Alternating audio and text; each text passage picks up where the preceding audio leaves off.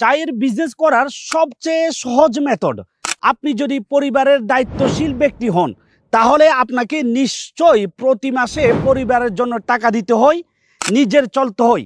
কিন্তু এখন পর্যন্ত প্রপার কোনো বিজনেস শুরু করার গাইডলাইন খুঁজে পাচ্ছেন না, কিংবা চায়ের বিজনেস শুরু করবেন কিভাবে বুঝে উঠতে পারছেন না, তাহলে আজকের ভিডিওটি আপনার জন্য সেরা ভিডিও হতে যাচ্ছে। চায়ের বিজনেস শুরু করতে আপনাকে যে বিষয়গুলো অবশ্যই জানতে হবে: 1.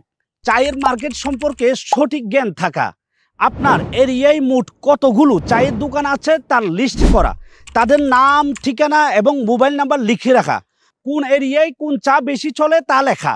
যেমন উত্তর পাশের এরিয়ায় লিকার চা খেতে পছন্দ করে, আবার দক্ষিণ পাশের এরিয়ার ওনারা টি ব্যাগ বেশি পছন্দ করে। তাহলে আপনাকে সকল এরিয়ারই তথ্য কালেক্ট করতে হবে এবং সেই অনুযায়ী সবচেয়ে বেশি চাহিদা সম্পন্ন চাগুলো নিয়ে কাজ করতে হবে।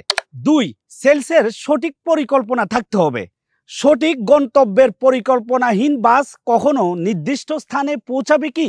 যে ড্রাইভার জানে না তাকে কোথায় যেতে হবে, সেই আসলে যাবে কোথায়?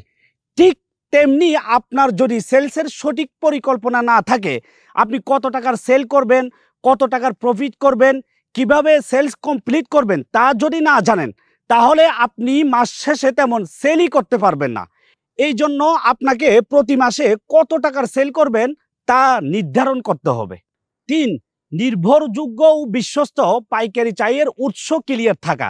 চায়ের যাত্রার গত 167 বছরে বহু চায়ের ব্যবসায়ী ধরা খেয়েছে, মারাত্মক লসে পড়েছে, শুধুমাত্র বিশ্বস্ত চায়ের উৎস থেকে চা সংগ্রহ না করার কারণে। যাদের কাছে সকল ধরনের চা নেই, যাদের নিজস্ব অফিস ও গোডাউন নেই, এবং যারা আপনাকে 12 মাসে একই কোয়ালিটির চা প্রোভাইড করতে পারে না, তাদের থেকে চা কিনে প্রতারিত হয়ে বিজনেসের শুরুতে অনেক টাকা লসে পড়তে পারেন। এই কারণে পাইকারিতে চা পাতা কেনার আগে প্রতিষ্ঠান সম্পর্কে সকল তথ্য সংগ্রহ করে নেবেন।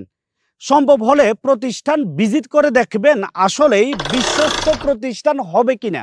4. সব সময় চায়ের কোয়ালিটি ধরে রাখা।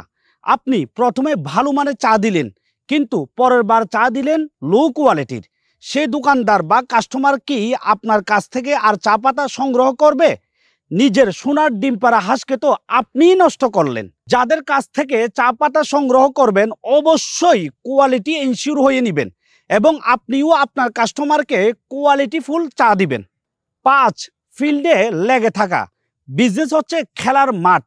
জিততে হলে আগে মাঠে টিকে থাকতে হবে। হলুদ কার্ড বা লাল কার্ড খেয়ে মাঠ থেকে ছিটকে পড়লে তো আর জিততেই পারবে না কেউ। চায়ের বিজনেসে আপনাকে লেগে থাকতে হবে।